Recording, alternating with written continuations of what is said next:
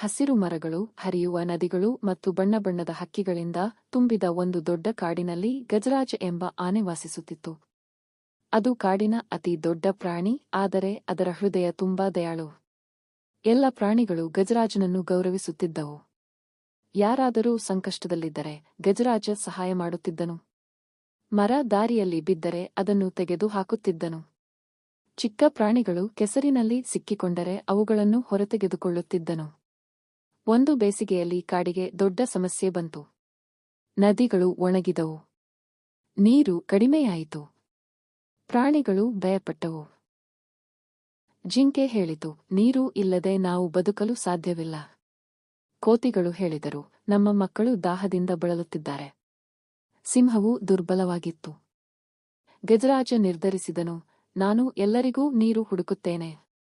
ಕೆಲವರು ಅನುಮಾನಪಟ್ಟರು. ಎಲ್ಲೆಡೆ ಒಣಗಿದಾಗ ನೀರನ್ನು ಹೇಗೆ ಹುಡುಕುತ್ತೀಯಾ ಎಂದು ಕೇಳಿದರು. ಆದರೆ ಗಜರಾಜ ನಂಬಿಕೆ ಕಳೆದುಕೊಳ್ಳಲಿಲ್ಲ. ಮುಂದಿನ ಬೆಳಿಗ್ಗೆ ಅವನು ಪ್ರಯಾಣ ಆರಂಭಿಸಿದನು. ಒಣಭೂಮಿಯನ್ನು ದಾಟಿದನು. ಗುಡ್ಡಗಳನ್ನು ಏರಿದನು. ಎಲ್ಲ ಕಡೆ ಹುಡುಕಿದನು. ಬಿಸಿಲು ತುಂಬಾ ಕಠಿಣವಾಗಿತ್ತು.